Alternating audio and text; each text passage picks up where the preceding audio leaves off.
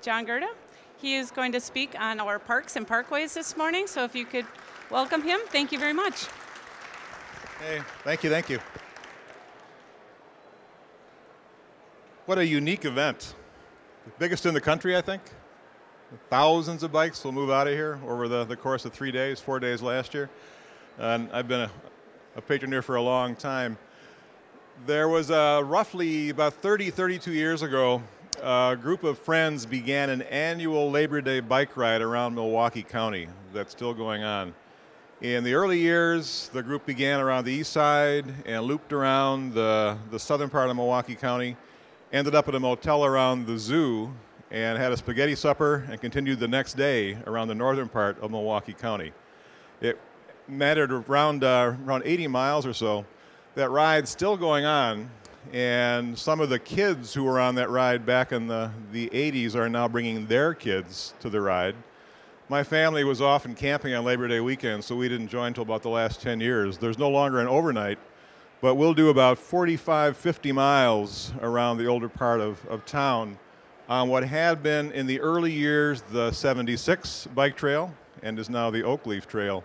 In those early years, it was 76 miles. Roughly now it's 114. What makes that ride possible is a system of parks and parkways that are among the finest things about living in Milwaukee. Part of a larger system of parks, Milwaukee County has 15,000 acres of green space inside its borders. That is 4 times per capita more than Chicago has. And Chicago's got a pretty decent park system. So this is a legacy that is priceless for all of us who enjoy being out in nature. The parks are a window on the natural world. They're a source of recreation, and they are great for biking. They were not born yesterday. They are something that has been in part of Milwaukee for a very long time. So what I want to do this morning is tell the story of the development of Milwaukee County's parks and open spaces, going way back to the very beginning. And in the beginning, not hard to imagine, Milwaukee was one big park. When we were in what the early historians called a state of nature, the habitats that we work so hard to preserve and restore today were all that there was here. Right here in State Fair Park, this area was, like most of the rest of Milwaukee County, covered with a dense hardwood forest. You had maple, basswood, red oak, and near the lake you had beech trees. They're still there, Seminary Woods, Grand Park. It's kind of the limit of their range in this part of North America. You had extensive wetlands. The Menominee Valley was about half a mile wide, 4 miles of reeds and rushes and cattails and wild rice.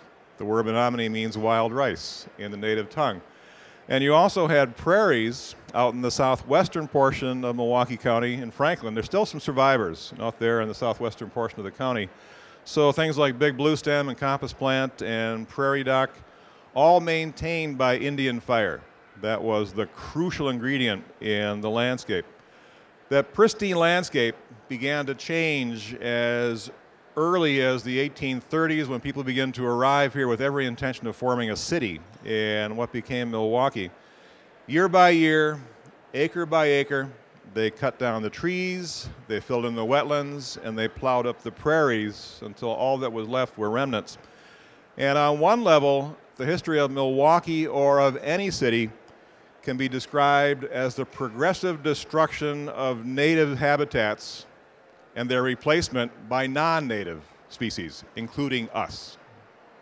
That's the nature of the entire progression from country to city.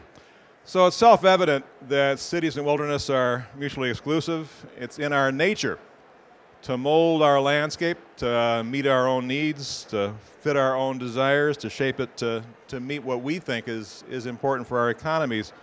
And that's not just true of the Westerners, it was true of the Native Americans who lived here as well. They cleared the woodlands for corn, and there were some areas like Indian Fields around the Forest Home Cemetery, what covered almost a half a square mile of corn ground. So this was fertile farmland for Native Americans as well as the later European arrivals.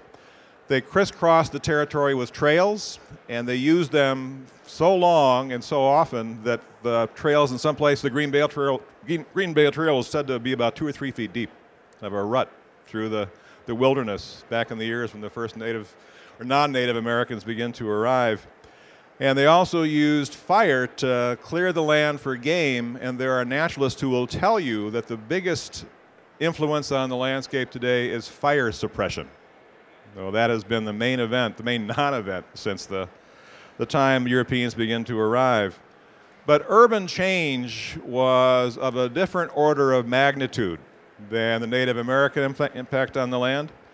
And those older communities, old plant communities, they weren't so much altered as completely erased.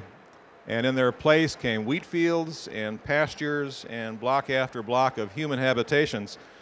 But even as our ancestors tamed, as they put it, the wilderness, there was a persistent desire for continuing contact with nature, the native landscape. People still felt a need for contact with the natural world, tamer than what their ancestors may have found here back in the 1820s, 1830s, but nature nonetheless. This was not, interestingly, considering what happened, considered a public responsibility.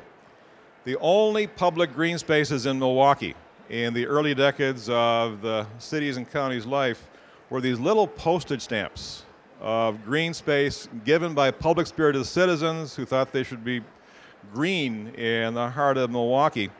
They persist today as Cathedral Square, which is the oldest public green space in Milwaukee. It goes back to 1836. Walker Square, Zeidler Union Square, and Clark Square on the near south side. As the names imply, none of these was larger than a square block.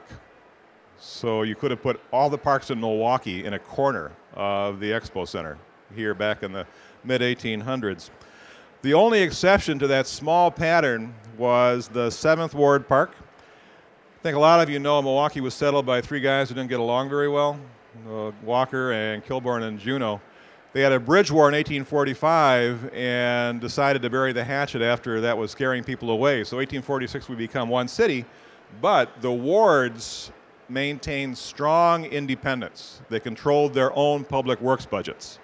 So the 7th Ward, which was the area which now the east side of downtown, they had the money to develop their own park. They called it 7th Ward Park, and it overlooked the lake. And today we know it as Juneau Park. That was the biggest park in Milwaukee, and it reflected the wealth of the people who lived on what's now the east side of downtown, the Yankee Hill area, up around Ogden, Juneau, that section of Milwaukee's Lower East Side and northeastern downtown. Much of the rest of Milwaukee was remaining in a state of nature back in those years, and this was considered not a condition to preserve, but a problem to solve. That's how our ancestors thought of the wilderness. Here's a line from Christian Wall Avenue on the east side, and he comes up later, but he said back in 1894, he talked about Milwaukee in a state of nature. He said there was a dense tamarack swamp a little south of Chestnut Street, which is Juneau Avenue on the west side of Milwaukee's downtown, and I shot quail on Prospect Avenue a block or two north of my present home, which was just below North Avenue. As people then thought, we had parks with a vengeance. For to a man who has to raise corn and pork to feed his family, a tree is looked upon as a mortal enemy, whom to subdue means the hardest kind of labor. Little different view of nature than we have today. But that need for green space got more and more intense as more and more of the wilderness around Milwaukee was domesticated. And where public will was lacking, private enterprise stepped in to fill that vacuum. The Milwaukee's landscape of the 19th century was dotted with picnic groves and pleasure spots that were thronged on summer weekends. By this time, Milwaukee's really a German town. By 1860 or so, Germans are a majority of Milwaukee's population, and they observed something they called the tradition of the Continental Sunday. Back then, there was no two-day weekend. It was a six-day work week. You might have gotten off an hour earlier on Saturday, but otherwise Sunday was the only day you had off. So the Germans observed that Sunday while the Yankees were going to their churches twice, sometimes three times on Sunday. The Germans would go to church in the morning and spend the afternoons in beer gardens, of which there were a great number around Milwaukee.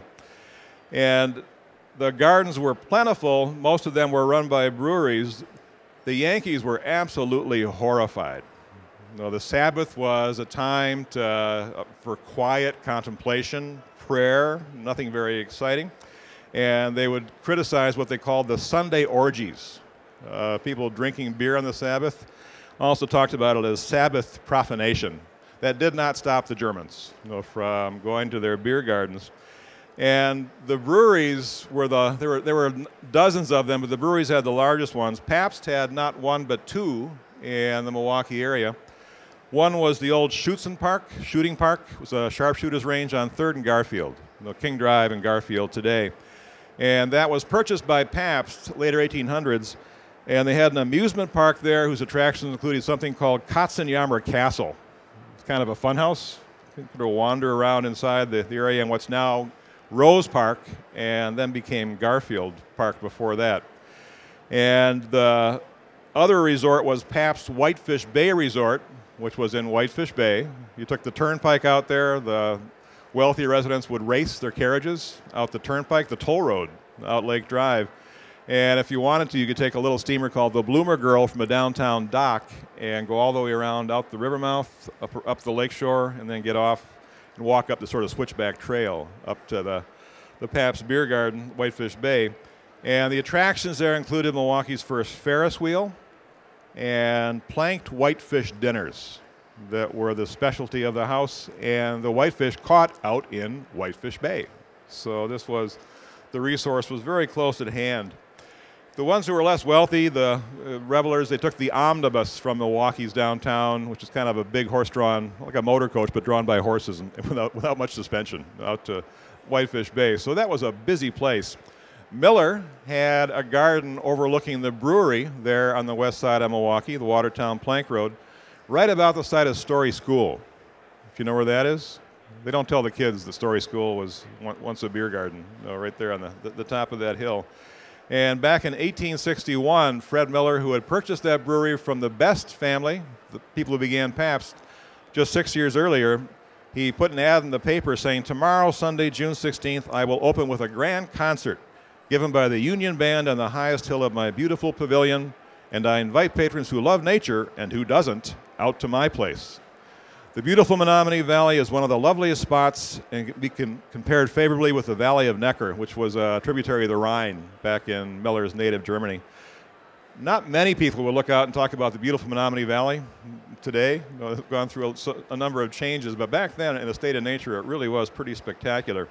Schlitz Park was for many years the busiest, the biggest and busiest of all those beer gardens. And where that was on 6th and Brown area in the old 6th Ward of Milwaukee up on the near north side. It's around, now it's Carver Park, the area right there in the area just north of Milwaukee's downtown. It had a 5,000-seat amphitheater. It had an observation tower from which you could see Lake Michigan. It had the city's first electric lights and entertainment in its pavilion that ranged over the years from light opera to diving horses. Go off a platform into a pool. And that became, by the time Prohibition came around, people had begun to finally invest in public parks, so that became part of the county park system, first Lapham rather, and now Carver.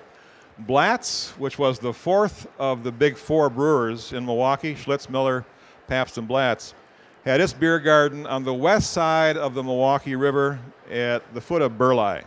You know where that area, the little, very quiet section of River West, just east of Humboldt? The Blatz Beer Garden was at the foot of a hill down there that's still quite accessible. If I had lived 100 years ago, that I think would have been my favorite part of Milwaukee, along the upper Milwaukee River. Back in those years, Lake Michigan was considered too rough and too cold for summer recreation. The Milwaukee River above the North Avenue Dam was essentially a lake and became kind of an in-town up north. It was warm, it was accessible, and it was lined with attractions that drew people from throughout the Milwaukee area. There were canoes and canoe clubs. There were swimming schools, 3 of them, just above the North Avenue Dam. There were public beaches at both Gordon and Estabrook Parks, complete with water slides and changing pavilions. The foundation's still there for the Gordon Park Pavilion, pretty well tagged by graffiti vandals, but still there. So from North Avenue all the way to Capitol Drive, the riverbank was lined with everything from amusement parks to beer gardens, even a water slide called Shoot the Chutes that was right above, around the North Avenue Dam, or North Avenue Bridge rather. Kind of came down just south from the east bank on the south footing of the bridge. By the mid-1870s, you could take a steamer from the Wisconsin Avenue Bridge to the dam and then transfer, almost like transferring on a bus, to a steam-powered launch. It stopped at all the resorts, like a water taxi, for 15 cents. About $3 today. I'd do that if that service were still available. Writing back in 1879, a reporter estimated that 3,000 people made the trip on those steamers every Sunday. 3,000 people on the upper Milwaukee River. And he wrote that not everyone came in search of innocent fun. He singled out the dance hall at Whitaker's Grove, and he wrote, where you can indulge in the waltz with young women in muslin gowns without the formality of an introduction. Sure, quite what that meant. But the accent more generally was on good, wholesome, family-oriented fun. A number of wealthy German families themselves had summer homes along the upper river. The Meinekes, the Elines, and the Kerns, K-E-R-N. They were flour millers in downtown Milwaukee, and they would take their kids, when the school year was over, out to these pretty elaborate homes and acreages along the river and stay the whole summer there, and then go all the way back to town when school started, never going farther north than Capitol Drive. So this was really kind of a resort area long before people were thinking about up north. Kern Farm is now Kern Park, between Humboldt and the river. And Blatt's Beer Garden is now Pleasant Valley Park, which is one of the least developed in the county, but the mountain bikers know it. Some pretty active mountain bike trails along the west side of the Milwaukee River. So even though there were lots of beer gardens, lots of picnic groves, they were plentiful, but they still couldn't satisfy the public's appetite for green space. How hungry were Milwaukeeans for contact with nature, back in those years? Consider that back in 1888, nearly 8,000 people spent their summer Sundays at Forest Home Cemetery. They were not going to visit the graves of loved ones. Didn't have anybody buried there. They were drawn to the most painstakingly tended green space in Milwaukee, an area that had all kinds of native trees, attractively pruned landscape, floral plantings, ponds, fountains, carriage paths, and some monumental examples of the stonecarver's art. There was also an inn called the Leighton House, amazingly still standing on Forest Home, just west of the intersection with Muskego. That was kind of an in-town, it was a saloon, so people would spend some time there before they went all the way back to town. So they're going out to Forest Home Cemetery to recreate. It was a nice place, but 8,000 people in a cemetery only proved that public officials had been asleep at the switch. In 1889, Milwaukee's public parks, all of them covered a grand total of 125 acres. All the parks in the county were 125 acres. That's just about the size of Estabrook today. So it was way behind the curve in terms of comparisons with other Milwaukee metro areas. Finally, Milwaukee awoke to its official responsibilities. In 1889, the city, not yet the county, established a park commission and began to try to make up for lost time. The commission's president was Christian Wall, who was a retired glue manufacturer who made his money in Chicago, came back to Milwaukee in retirement, and became kind of an upper-class Johnny Appleseed, and was really an active figure, a hands-on figure in Milwaukee's park development. In 1889, when he took over, he talked about what the commissioners were looking to do. He said, we especially endeavored to select such property as had not been yet entirely denuded of timber by the ruthless acts of speedy Western civilization. Trying to save those forested spots. Within a year or two, they had purchased 6 large tracts for parkland. We know them today as Lake, Riverside, Washington, Mitchell, Kosciuszko, and Humboldt. Those were the foundational building blocks of the county system of today. And when I talk about a hands-on park lover, I really mean hands-on. Fewer cities have had truer lovers of parks than Christian Wall. Working from a plan developed by Frederick Law Olmsted, who was America's leading landscape architect, he personally supervised the greening of Lake Park, which was not far from his house. He lived in a mansion nearby on Prospect Avenue and was in the park nearly every day. Crews working under his personal supervision, even though he's working as a volunteer, planted by his own estimate thousands of forest and nursery trees and tens of thousands of shrubs. And some of the trees were towering oaks and elms that were dug up in fall, put on sleds, and during the winter months, towed by horse to Lake Park. When the ground thawed about this time of year, they would plant those trees. And after each one was safely in the ground, Wall celebrated with a glass of champagne. So if you're around Lake Park today, think of Christian kind of out there raising his glass to these specimen oaks that are still there. Some of those trees are still there. So Milwaukee had turned a corner. We were finally an area that thought the parks were worth creating and preserving, but all was not well. Those first 6 purchases were so large, $800,000 in total, that the people who were in charge of the purse strings decided that was enough for a while. So they were not about to authorize more spending on new parks and certainly not about to spend money on improvements to the existing parcels. So it took 10 or 20 years for the city council, again, this is a city system, not the county system, for the aldermen and the mayors to say, yes, we will invest in these green spaces. But the job was eventually done, and the improvements ranged from kind of a Crystal Palace Conservatory in Mitchell Park, which was the forerunner of the Mitchell Park Domes, and a golf course, a par 3 golf course in Lake Park on a filled-in ravine. Milwaukee County, in the meantime, was finally doing some waking up of its own. In 1907, so city's 1889, county is 1907, they established the County Park Commission, and their goal was to acquire and develop green space beyond the city's borders. And there wasn't much coordination of effort going on here. The city had land beyond its borders, and the county had land inside the city. But this was a time of tremendous ferment in Milwaukee's politics.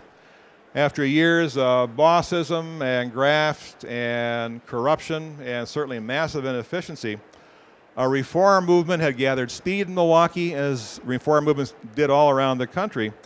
And in Milwaukee, it marched under the socialist banner, and they were determined to turn things around.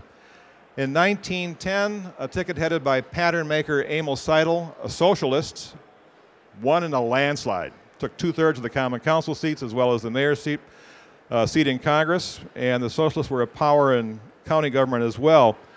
What they stood for was described in 2 words, which was public enterprise. And that meant investing public funds for the greatest number of people in the public. That meant public works. They were called sewer socialists by some of their less admiring colleagues. On public schools, public libraries, public housing, public natatorium, public ports, and public parks. So the word public was absolutely key to their understanding of what they were about. And the city's park development resumed its earlier speed. The county began to catch up. And the engineer there was a man named Charles B. Whitnell, who was the godfather, the guardian, the guiding light of Milwaukee's park development for the first decades of the 20th century on both the city and the county levels. He was a landscape gardener by profession, he was a planner by instinct, and he was a socialist by conviction, and certainly the godfather of the entire system as we know it today. In 1923, he unveiled his master plan. He proposed hanging Milwaukee's parks on a trellis of waterways, the rivers, the creeks, and the lakefront. He believed that human beings needed contact with water, and he described his goal as trying to save every bit of natural water that had not suffered what may be called civilized vandalism. Trying to come back from that time of not just use but exploitation and preserve as well. The heart of his plan was 84 miles of what he called parked driveways. Remember that line from Gallagher, why do we park in the driveway and drive in the parkway? No, Whitnall kind of split the difference. So the key there was parked driveways, and that meant preserving the corridors, the waterways as parkland, and linking large areas of green space almost like pearls in a necklace by those parkways. So if you do an overlay of Whitnall's 1923 map with Milwaukee County Park System today, the correspondence is very close. No, we've not realized it completely, but his was the template for what became the system of today. So you look at the necklace of parks along the lakefront. Other Great Lakes cities, the shoreline may be used for high-speed highways or high-end housing. In Milwaukee, most of our lakefront is in the public domain. It's one of the things we have done superbly well. We don't often enough pat ourselves on the back for preserving that domain. But the rivers as well. Along the Milwaukee, you've got this sequence of Brown Deer, Kletch, Lincoln, Estabrook, Kern, Riverside, Gordon, pretty much continuous. Along the Menominee, both little and big, you've got Curry, Hoyt, Jacobus, Doyne, and Mitchell near the heart of town. Along the Kinnickinnick, you've got Jackson, Pulaski, and Barron.